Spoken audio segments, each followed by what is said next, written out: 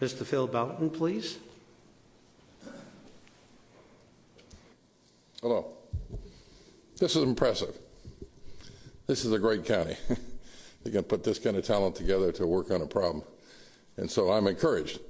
Just so you know that I'm not some end of the rotor. I retired as a naval commander. I flew fighters from Navy ships for 20 years and have over 1,000 carrier landings and 352 missions over North Vietnam. So I spent some time of my life defending the freedoms of this country. About a year and a half ago, I was attacked. Okay.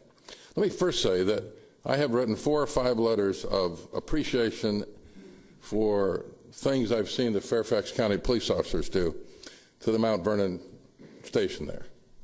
And I will tell you that right now I would invite 98% of them over to my house for dinner. So that's not the problem here. The problem is there's a few of those folks who have way too much testosterone, or, I'm going to tell you, I think they're attack dogs. Of the 20 officers that showed up at my house, 2 guys came into the front door with their guns drawn. Now, I hadn't had a traffic ticket in years, haven't had a jaywalking ticket, I haven't been charged with anything, and I've never sued anybody. So hopefully I wouldn't fit some profile as kind of a dangerous citizen. I had a son who had failed to show up to court, and I was talking to one of the detectives there every week and said, okay, he's at the Subutex program, and now he's going to go to the New Beginnings program. And I said, I know your official answer is he should come into the station, but if you ever really need him, you call me and I'll bring him down there. I mean, I'm 5 minutes away from the station. And we had that dialogue every Monday for over a year. This was a Friday, and these people showed up, and a couple of the guys came through my front door with their guns drawn. And I said, what in the world is the matter with you? What's your gun out for? Put your gun away. You know, and they started hollering this and hollering that. I said, hold it. Can one person talk to me at a time here? I can't quite understand what you want. If I know what you want, I'm sure I can help you find it, you know. And so my son had actually not been in my house for about 3 weeks, and he'd stayed the night before because we were getting ready to go out to New Beginnings. And I said, if you want David, he's in the basement. And so they went down and got him and brought him up. And then at some point they wanted to search my bedroom, and then they wanted to search my backyard. And I said, well, let me get my dog, because he's in the backyard, and put him in the laundry room so he doesn't bother you. And the same guy that had his gun drawn told me that if my dog bothered him, he'd shoot it.